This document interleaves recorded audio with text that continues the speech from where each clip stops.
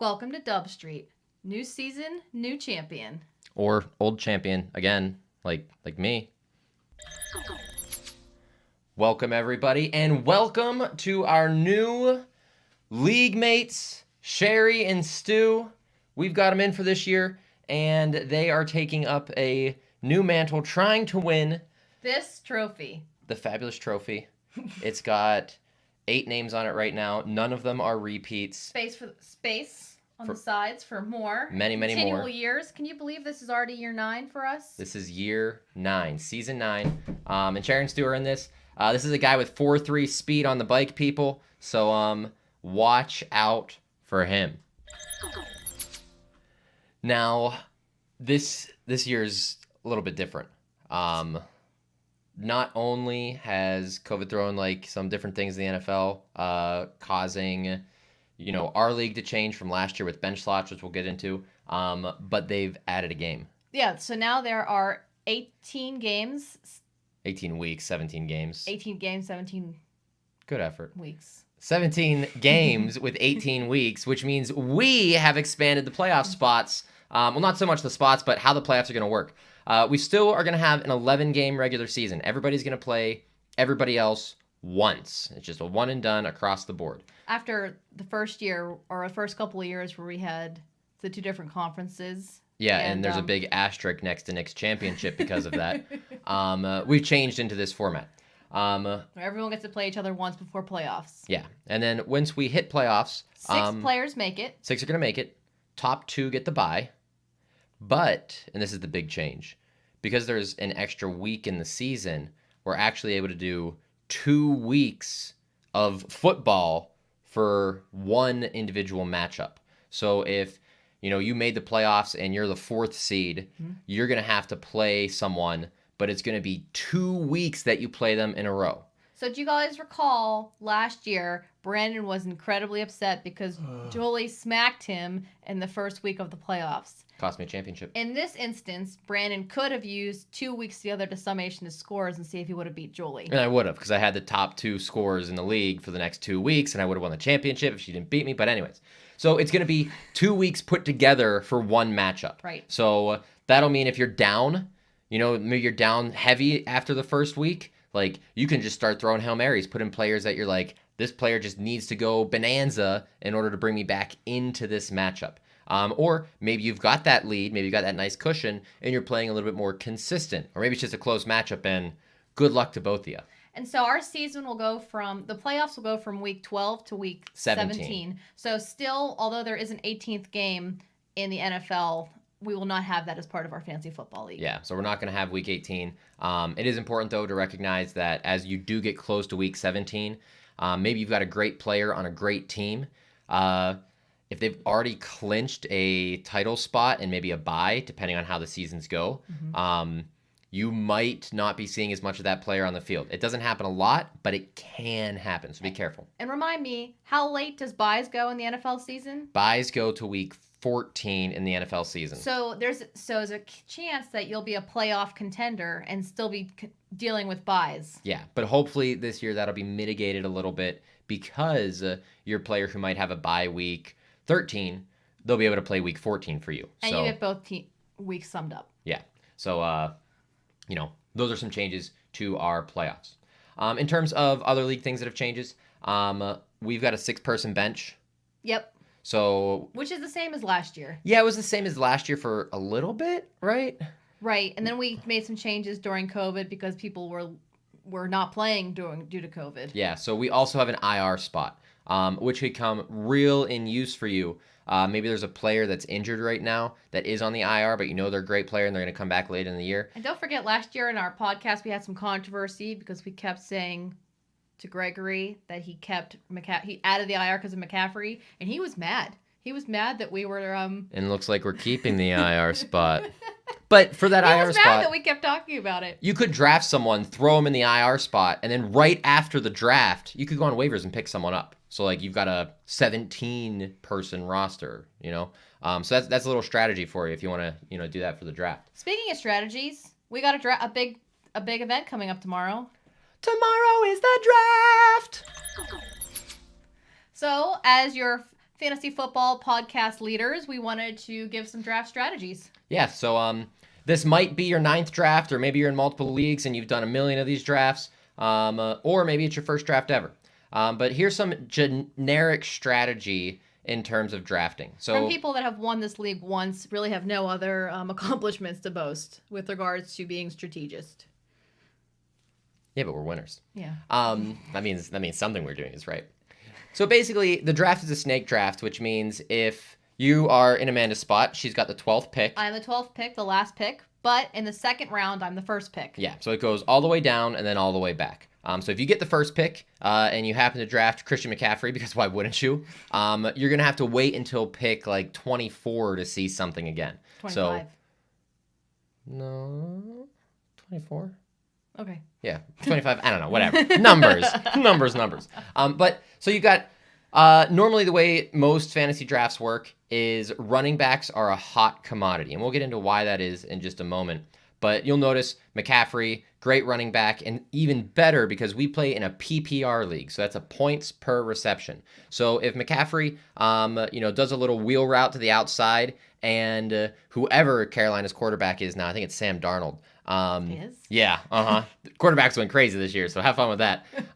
If he catches like a 1-yard pass, well, that's a point because he caught a pass. And that's actually what makes McCaffrey so good. And running backs are a commodity. If you look in the top 12, there are only 2 players that are not running backs. And that is Travis Kelce, the best tight end in the league. And secondarily would be Devontae Adams, who is a wide receiver. Yeah, a crazy wideout. So when in doubt, in your first round, pick a running back.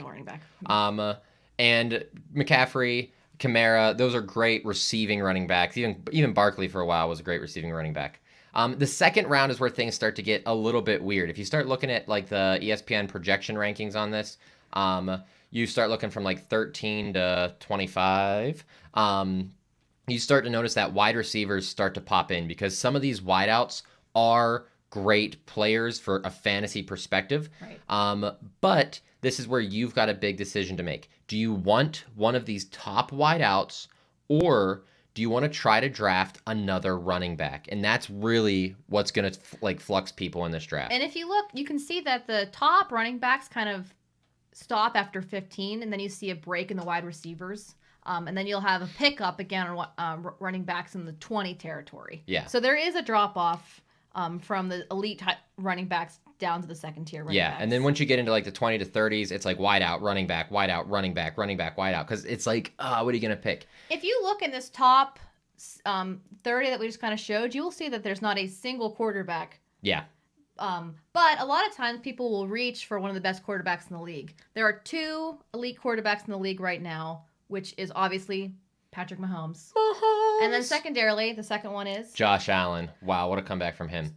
So there could be some temptation to reach for one of these best quarterbacks in the league, and we'll talk about that with our graph next. There they had it 49 and 50 right there. But the reason why that some people reach for them and then some people say not to and just to grab the running backs is kind of broken down in this graph.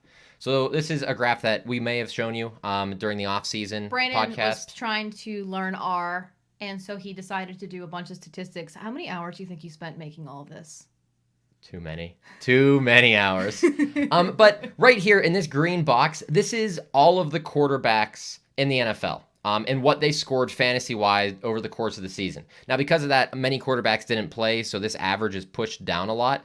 But generally speaking, quarterbacks that do play are up here. And that makes this right here Patrick Mahomes. But notice how he's not an outlier here. Like, there's other quarterbacks that are scoring these high ranges. So if you don't have Mahomes, don't worry about it. You're going to find another great quarterback. I think Russell Wilson is like the 8th best quarterback. Russell Wilson saying he's the 8th? Russell Wilson cooks. He's also, great. I won my season with Russell Wilson as quarterback. And I believe I won my season with Russell Wilson as quarterback. So Russell Wilson for the win. But notice here that one of the actual things that is kind of more difficult in terms of drafting are running backs. Like we've talked about the scarcity of them. A top running back up here, these are outliers. These running backs are 1.5 better than this, third point here. So if you've got one of these top running backs, or if you get 2 of them somehow, that could be the season. You could have just won it there. So running backs are often difficult to pull a lot of them, and if you get one, that's great. There's only some wide receivers that are in this outlier range, but there's a much larger band of kind of like where they squish together. And then this year, tight ends are actually going to be in kind of a really hot commodity. Mm-hmm. There's only 3 of them that really matter at the moment. It's Kelsey, George Kittle, and then Darren Waller. And if you don't have one of those top 3, you could kind of wait until the end of the draft to pick a tight end. There is a rookie tight end this year, Kyle Pitts, that people are talking about as potentially going to be a breakout star. But there's also critics that are saying it's difficult for a tight end just to have total star power in their first year. Yeah, so if you don't have one of those top 3 tight ends, like maybe you try to get the 4th, 5th, or 6th best, but if you also get the 12th best tight end, like you're with everybody else in the league, so it's not something to worry about. Let's talk about rookies for a second. So there's rookies every year into the draft, and what are your thoughts about drafting rookie players? So in terms of rookie players, I don't like to draft Wookie. I don't like to draft rookie wideouts. They're coming in new to the league, and they've got to learn a new offense. And traditionally, they don't do as well as their sophomore and 3rd and 4th years into the league. Normally, a more experienced wideout is going to have more tips and tricks and ways to get away from guys than a rookie will. That being said, there is a rookie wideout for Cincinnati that everybody's going crazy over. I can't remember his name. Also, hot tip for Rob. Probably the hottest rookie this year is Najee Harris, which is going to be the running back for the Steelers. Rob, if you're trying to do your time-old strategy of drafting great Steelers players, look out for him. Don't do that. Jamar Chase. Jamar Chase is this Cincinnati guy. He came out great in college. He also played with Joe Burrow. And he played for Joe Burrow. So everybody's thinking Cincinnati's going to go crazy with him on the team. But I don't like rookie wideouts. Rookie running backs, though, those guys haven't gotten beat up yet from the position. And we know running backs are going to get injured throughout the season. So, yeah, Najee, like, that's probably, if you're worried about, oh, he's a rookie, oh, no, he's going to be fine. He's a running back. Like, he's a top running back. Ranked 14th overall rookie season. Yeah. So the thing you have to worry about there is, are they going to use him in a passing role? Because we are a PPR league once again. And do you think the Steelers' offensive line is going to help him at all? Because we all know, like, from the Steeler base, it's not good. So you're really looking more of offensive lines for these type of players to do these things. But in terms of rookies, you can't go bad with a rookie running back. And that's basically like general draft strategy. If you can get running backs and wideouts in the first 3-ish rounds, then maybe you start looking quarterbacks, or maybe you just put quarterbacks at the end. It really doesn't matter, though. In the end, though, most people do pick that running back to start off with. All right, so back to my favorite part of the podcast is trash talking the family. Oh, the only reason the podcast exists is to trash talk each other. So we're going to have a talk about our season projections and who we think is going to be the rightful owner of this year's trophy. Okay, so do you want to start off with who we think is going to win it all? The basement.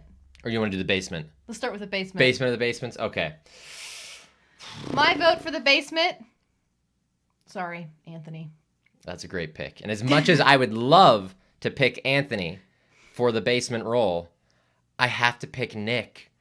I don't think it's going to happen for Nick this year. I also think Nick's not going to do well and put him as my 11th out of 12. Yeah. Sorry, Nick. Sorry. You're going to have to prove us wrong. You're probably going to be busy doing important things. You're doing grad school stuff, thesising. But maybe if you listen to our podcast, this will inspire you to try really hard. Maybe you're going to do better. What's important.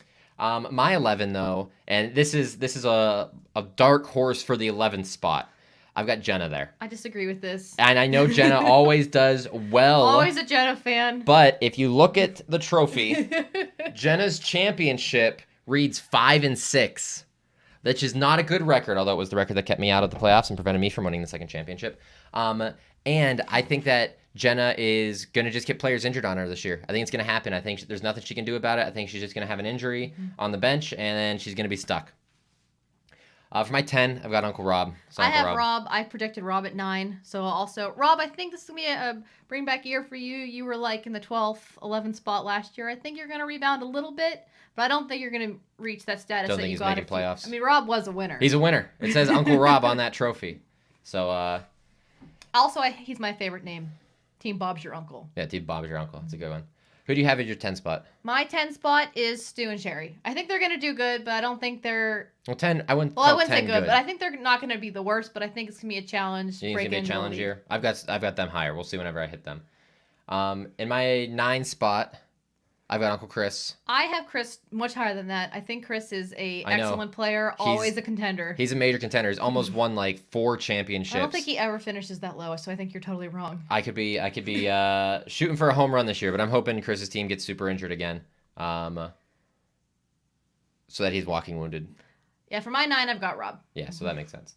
8, I've got you. I have you in the 7th spot, so apparently we don't think highly of each other. Ooh, okay. Yeah. In my 8th spot, I've got Brian. You don't think Brian's going to do better? Brian put a big kick on at the end of last year. I think he can start strong. Maybe I don't know. You don't feel it? Okay. 7, that's where I put Anthony. Why do you think Anthony's going to do that well? I think Anthony is going to just barely miss the playoffs, and I'm going to laugh hysterically when he does. Yeah. I've been in that position a number of times, and it hurts. I don't think Anthony cares. Maybe that's just... Yeah. Maybe I just want him to miss the playoffs. All right, who's in your 6th position? I've got Jenna. I've got Sherry and Stu. I think that even though they're a first time into the league, we've seen some first time players come into the league strong. And even if they just follow ESPN recommendations, I still think that can do them well. I think that could be better than such players such as Anthony. And I think they can be 6th. I think they can make playoffs. And then speaking of everything 6 and above, we think we're going to make the playoffs. Yeah, 6 and above is playoff spot. 5, I put myself. I think I'm going to make the playoffs. Don't think I'm going to dominate this year. No? Yeah. You don't think you're going to repeat? No. It's everybody's dream to do a repeat. I have a strong opinion that this league needs to have a new winner every year, so I always root for them. I have Gregory as my 5. He's always kind of in that 3, 4, 5 slot, and I think he's just going to do that again. I've got William as my number 4. I got Will as my number 3, so we both are thinking Will is going to do good this year. Will is going to have a good season. He's going to rebound after being in the basement. He's going to make a run for it. You got Chris as your 4? I got Chris as my 4. Yeah, I think that's probably where he's going to wind up. Figures. I've got Brian as my 3. I think Brian's going to carry from last year and just be strong.